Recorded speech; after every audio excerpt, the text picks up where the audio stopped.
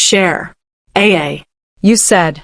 Please write a speech on this tittle how medieval peasants survived freezing winters. The before you give me 6 keynote speech must, and don't mention her name. ChatGPT said. Keynotes. Simple but effective housing, thatched roofs, wattle and daub walls, and communal living helped retain heat. Layered clothing, woolen tunics, cloaks, and fur linings kept peasants warm.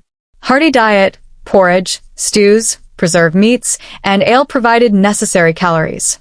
Fireplaces and hearths, central fireplaces in homes and communal fires in villages provided warmth. Seasonal adjustments, work hours and daily routines changed to conserve energy. Community support, families and neighbors shared resources and labor to survive the harsh months. Speech, how medieval peasants survived freezing winters. Good morning/afternoon/evening, everyone. Today, let's step back in time to the medieval era, where survival was not just about hard work in the fields, but also about enduring the harsh, unforgiving winters. Without modern heating, insulated homes, or winter-ready clothing, how did peasants manage to survive the freezing cold? First, their homes, though simple, were built to keep out the worst of the weather. Constructed with wattle and daub, with thick thatched roofs, these houses provided insulation against the cold. Inside, families often huddled together, sharing body heat in a space that was much smaller than what we are used to today. Clothing played a crucial role too. Peasants layered woolen tunics and cloaks, sometimes lined with fur if they could afford it. Thick socks, leather boots, and mittens helped them endure the cold when working outdoors. Food was another essential part of winter survival. Without fresh crops, they relied on preserved foods, salted meats, stored grains, and hearty vegetables like turnips and onions. Warm stews and porridge kept their bodies fueled, while ale provided both hydration and warmth. Of course, fire was central to their survival. Most homes had a hearth, which was the heart of the household, providing heat for both cooking and warmth. In villages, communal fires brought people together, not only for warmth but also for companionship during the darkest months. Beyond physical survival, medieval peasants adapted their daily lives to the season. Work hours were reduced, and many spent more time indoors mending tools, weaving, and preparing for spring. It was a time of rest and resilience. Perhaps most importantly, community was their greatest strength. Neighbors helped each other, sharing food, firewood, and labor. In a world where survival was uncertain, no one endured winter alone. So, while medieval winters were brutal, these peasants found ways to persevere through resourcefulness, tradition, and, most of all, the power of community. Their struggles remind us of the incredible resilience of the human spirit, one that has carried us through the toughest of times, then, and now point one of the most important factors in a medieval peasant's survival during winter was their home. Unlike the large stone castles of the nobility, which could be drafty and difficult to heat, peasant homes were small, simple, and built with materials that provided insulation against the cold. Most houses were constructed using a method called wattle and daub, where wooden stakes were woven together with twigs or branches and then covered with a mixture of mud, clay, straw, and even animal dung. This created thick walls that, despite their crude appearance, helped to keep out the wind and retain heat inside the home. Over time, as more layers of daub were added, the walls became even more effective at blocking out the winter chill. The roofs were thatched, meaning they were made from layers of straw or reeds, which provided another layer of insulation. Thatched roofs had the added benefit of being good at trapping warmth inside, while also allowing some ventilation so that smoke from the fire could escape. Some houses had small windows, but glass was a luxury that most peasants could not afford. Instead, windows were either left open, covered with wooden shutters, or filled with oiled parchment, which let in some light, but kept out the cold. Inside the home, the layout was simple. Most peasant houses were 1 or 2 rooms at most, often with a single open space where an entire family, sometimes including livestock, would sleep, eat, and work. This close living arrangement wasn't just a matter of space, it was a survival strategy. People huddled together for warmth, and in the coldest months, it wasn't uncommon for farm animals like chickens or pigs to be brought inside. Their body heat helped warm the house, and keeping them indoors ensured that they survived the winter as well. In the center of the home, a hearth or open fire was the main source of warmth and light. Unlike wealthier homes, which had chimneys, many peasant homes simply had a hole in the roof or walls to let smoke escape. While this made the house smoky and could cause respiratory issues, it also meant that much of the heat stayed trapped inside. Some homes had simple stone fireplaces, but in many cases, fires were built directly on a raised clay or stone platform in the middle of the floor. Flooring in peasant homes was usually just packed earth, though in some cases, straw or rushes were laid down to help keep feet warmer. These rushes were changed periodically and sometimes mixed with herbs to reduce odors.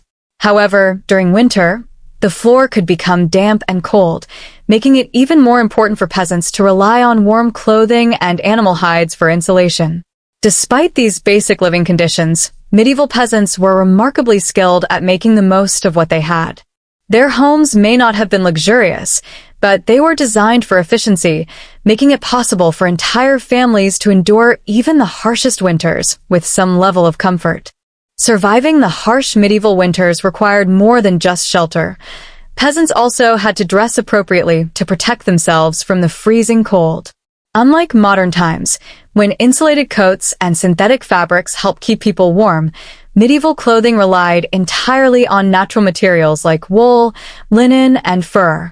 The key to staying warm was layering, a practice that allowed peasants to trap body heat while also adjusting to different temperatures throughout the day.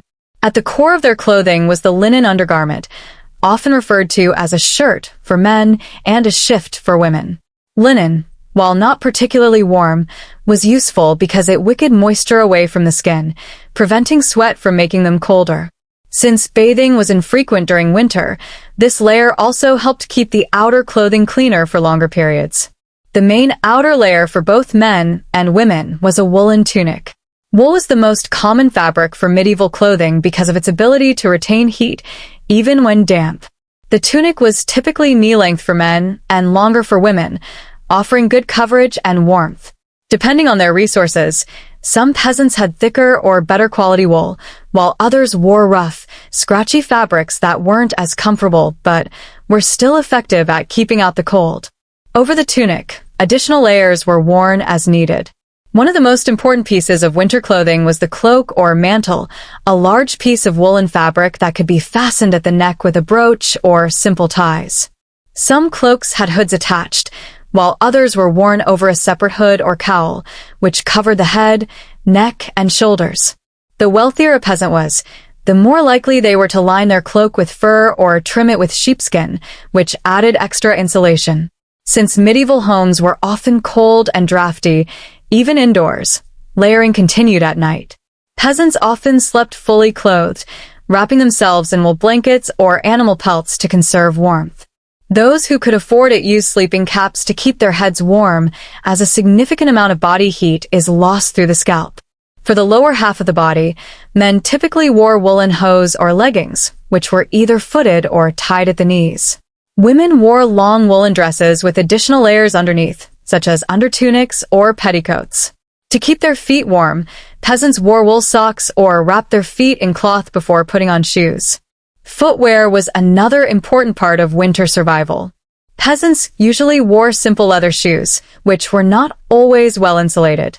To combat this, they sometimes stuffed their shoes with straw or wool for extra warmth. Some also used wooden pattens, raised wooden soles that attached to their shoes, to keep their feet off the cold, damp ground. Hands were kept warm with mittens or gloves, usually made from wool or leather. Unlike modern gloves, medieval mittens were often bulky and restricted movement, but they were effective at preventing frostbite, especially for those working outdoors. Despite the hardships of winter, medieval peasants understood how to dress for survival. Every piece of clothing had a purpose, whether it was for warmth, comfort, or protection against the elements. By layering wool, linen, and fur, they adapted to the freezing temperatures and ensured they could continue their daily tasks without succumbing to the brutal cold. Surviving the freezing medieval winters required more than just warm clothing and shelter. Peasants also needed to maintain their strength and energy. Since food supplies were scarce during the colder months, they had to carefully plan and preserve enough provisions to last until spring. Unlike today, when fresh produce and meats are readily available year-round, medieval peasants relied on a combination of preserved foods, hearty meals, and resourceful cooking methods to keep themselves warm and well-fed throughout the winter. One of the most essential foods for medieval peasants was porridge, which was made from grains like barley, oats, or rye. This staple dish was easy to prepare, highly filling, and provided much-needed warmth on cold mornings. Porridge could be made with just water and grains, but when available, peasants would add milk, honey, or even bits of dried fruit to improve the taste and nutritional value. Since grain was a fundamental part of their diet, they often baked coarse bread made from rye or barley, which was dense, nutritious, and long-lasting. Another common meal during the winter months was thick vegetable stew, often called pottage. This dish was made by boiling whatever ingredients were available, such as onions, leeks, cabbage, turnips, and carrots, in a large pot over the hearth. Since fresh vegetables were hard to come by in winter, peasants relied on root vegetables, which could be stored in underground cellars or packed in straw to keep them from freezing. They also dried and salted beans and peas, which could be rehydrated in stews for added protein. Meat was a luxury for most peasants, but when they had access to it, they used every part of the animal to ensure nothing went to waste. During the fall, families would salt, smoke, or dry meats such as pork, beef, or mutton so they would last throughout winter. Small animals like rabbits, chickens, and pigeons provided occasional protein, and peasants also used bones to make rich broths, which were essential for both nourishment and warmth. In regions near rivers, fish such as herring or eels were caught and preserved by drying or salting. Dairy products were another valuable source of nutrition. Since fresh milk was difficult to store without refrigeration, most of it was turned into cheese or butter, which lasted much longer. Hard cheeses, in particular, were a staple food for peasants, providing both protein and fat to help sustain them during the winter. Foraging was also a crucial survival strategy. Peasants gathered nuts, berries, and herbs during the warmer months and dried them for use in winter. Some wild plants, such as nettles and dandelions, could still be found even in cold weather, offering small but important sources of vitamins and minerals. To stay hydrated, peasants often drank ale or weak beer instead of water. This was because water sources were frequently contaminated, and brewing beer eliminated harmful bacteria. Ale provided both hydration and calories, making it an essential part of their diet. Occasionally, they also drank herbal teas made from dried leaves, flowers, or bark, which were believed to help with digestion and overall health. During the harshest winters, when food supplies ran low, peasants had to ration their meals carefully. Some would make gruel, a thinner version of porridge, stretching out their grain supply as long as possible. In extreme cases, they might grind acorns into flour to make bread or use animal fats to create simple survival foods. Despite the challenges, medieval peasants found ways to ensure their survival through careful food storage, resourceful cooking, and making the most of what they had. Every meal, no matter how simple, played a vital role in keeping them warm, energized, and prepared to face the long, brutal winter. In medieval times, fire was the heart of every home, and during the freezing winters, it was the difference between life and death. Peasants relied heavily on their hearths and fireplaces to provide warmth, cook food, and create a space where families could gather for comfort. Without modern heating systems, maintaining a fire was a constant necessity, requiring careful planning, fuel management, and community effort. Most peasant homes had a central hearth, which was usually an open fire built in the middle of the main room. In some cases, wealthier peasants or those living in slightly more advanced dwellings had simple stone fireplaces built along a wall. However, chimneys were rare among peasants, meaning that the smoke from the fire had to escape through a hole in the roof or through small gaps in the walls. This often left homes filled with thick, smoky air, which could cause respiratory problems, but it also had the unintended benefit of killing pests and insects that might otherwise infest the home. Fuel was an essential part of keeping a fire going, and gathering it was a year-round task. Firewood was the most common fuel, but not every peasant had access to large forests where they could freely gather logs. In many cases, landowners controlled access to forests, meaning peasants could only collect fallen branches, twigs, and brushwood. These small pieces of wood, though less efficient than large logs, were crucial for keeping fires burning steadily throughout the day. To make their wood supplies last longer, peasants often used peat, a type of compressed plant material that could be dug up from bogs and dried into bricks. Peat burned more slowly than wood, making it an excellent alternative for long-lasting heat. Dried dung from cattle or horses was another fuel source, particularly in areas where wood was scarce. While it didn't produce as much heat as wood, it was a free and accessible option for many peasant families. Keeping a fire going required constant attention. Since starting a fire from scratch was difficult, especially in the winter when everything was damp, peasants took great care to keep embers smoldering overnight. One common method was covering hot coals with ash before going to sleep, which helped insulate them and allowed them to be rekindled in the morning. If a fire ever went out completely, it could be a serious problem. Some villages had a communal fire, where neighbors could go to get hot embers if they were unable to relight their own. The hearth was also where most cooking took place. Peasants used metal cauldrons or clay pots, which were suspended over the fire or placed directly on the coals. Since a fire was always burning, food could be left to simmer throughout the day, making stews and porridges easy to prepare. Flatbreads or simple cakes were baked on hot stones or griddles, and in some cases, wealthier peasants had access to small ovens built into the sides of their fireplaces. Beyond warmth and cooking, the hearth served as an important gathering place. During the darkest, coldest months, families huddled around the fire for warmth and light. The flickering flames provided a sense of security in an otherwise harsh environment, and it was often the only source of illumination in the home once the sun set. Storytelling, singing, and even simple handcrafts like weaving or mending clothes were done by firelight. Fireplaces and hearths were not just a source of warmth, they were the lifeline of a medieval household. Without them, peasants would have struggled to survive the bitter winter months. Through resourcefulness, hard work, and an understanding of how to make the most of their limited fuel, they managed to keep their homes livable, their food hot, and their families safe from the deadly cold. The arrival of winter in medieval times meant that peasants had to significantly change their daily routines and work patterns to survive the freezing temperatures. Unlike the warmer months, when farming and physical labor took up most of the day, winter required a different approach to work, food storage, and household tasks. To ensure survival, medieval peasants followed seasonal adjustments that allowed them to conserve energy, protect themselves from the cold, and prepare for the coming spring. Changes in work routine. During spring, summer, and fall, peasants worked from sunrise to sunset, tending to crops, harvesting, and maintaining the land. However, in winter, with the ground frozen and covered in snow, farming was no longer possible. This forced peasants to shift their focus to indoor tasks and maintenance work that had been put off during the busier months. Instead of working in the fields, peasants spent their days repairing tools, sharpening blades, and fixing wooden structures like fences and carts.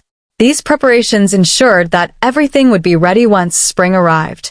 Some also engaged in woodworking, creating household items such as spoons, bowls, and furniture, which could be used at home or traded for other goods. Peasants who had livestock had to dedicate much of their time to caring for their animals.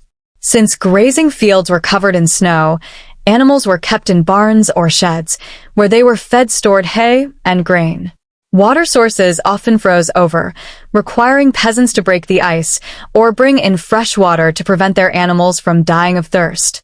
The warmth of the animals also provided some heat in barns and even in homes when smaller animals like chickens and pigs were brought inside.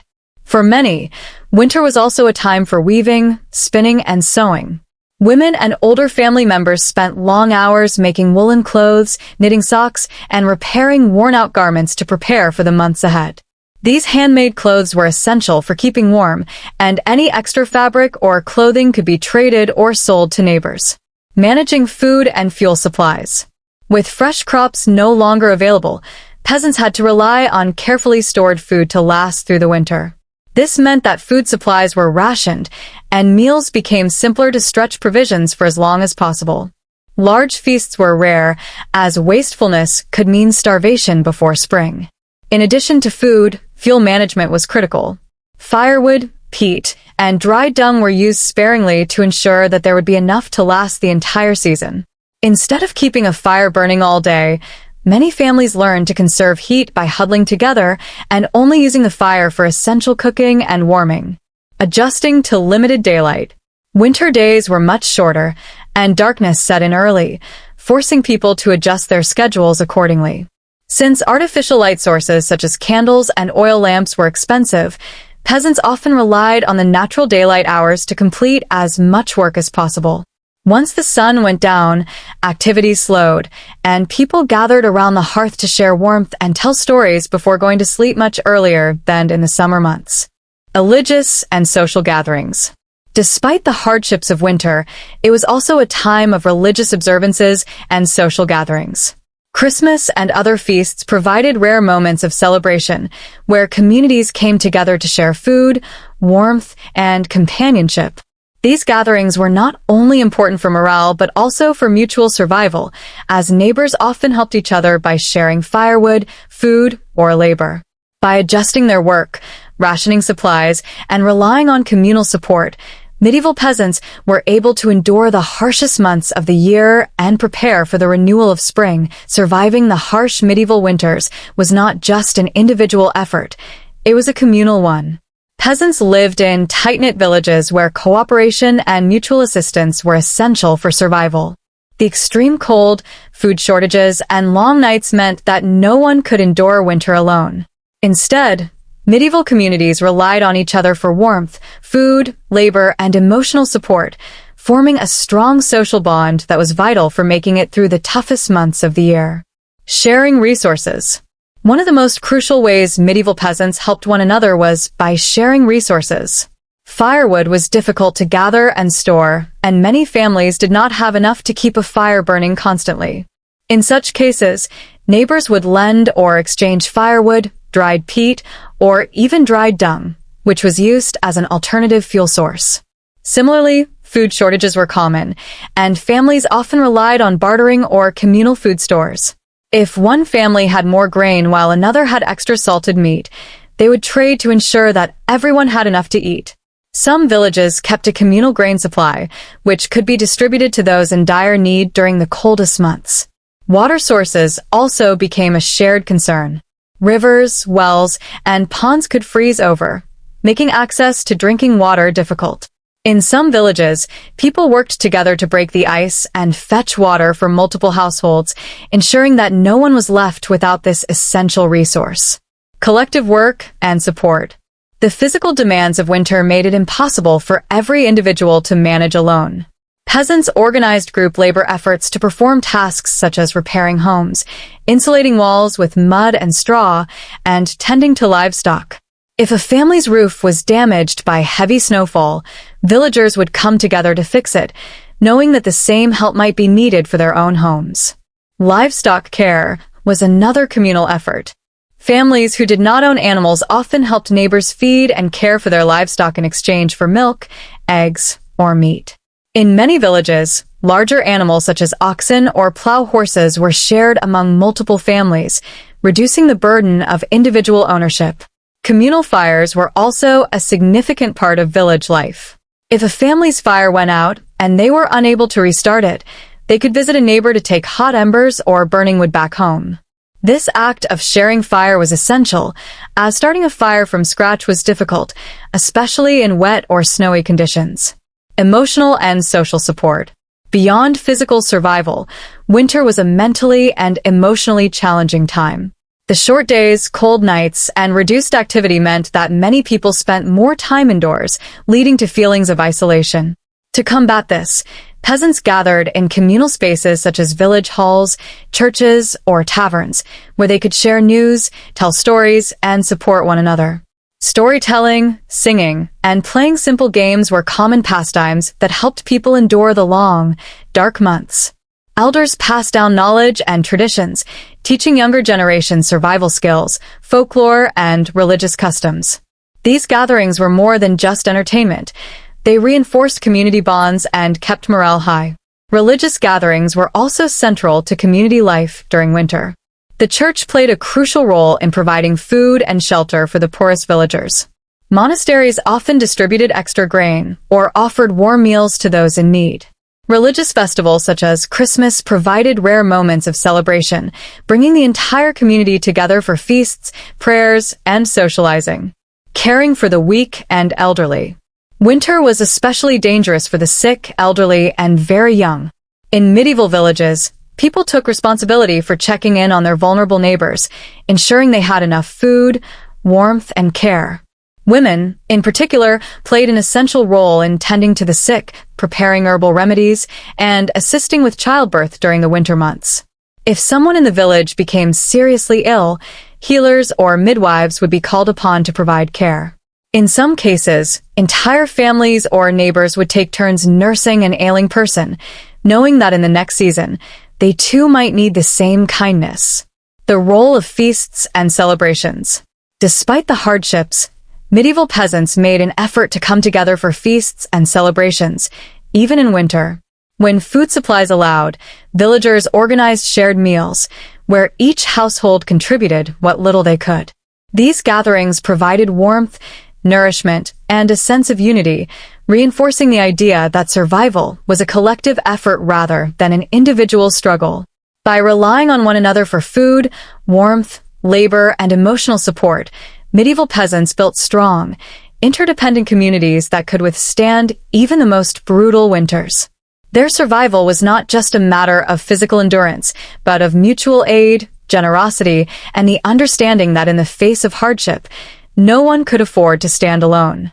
Surviving the brutal medieval winters was no small feat, but through resilience, ingenuity, and strong community bonds, peasants managed to endure even the harshest conditions. Their ability to adapt, through layered clothing, a hearty diet, reliance on fire, seasonal work adjustments, and mutual support, ensured that life continued despite the freezing cold. Winter was a season of struggle, but it was also a time of unity.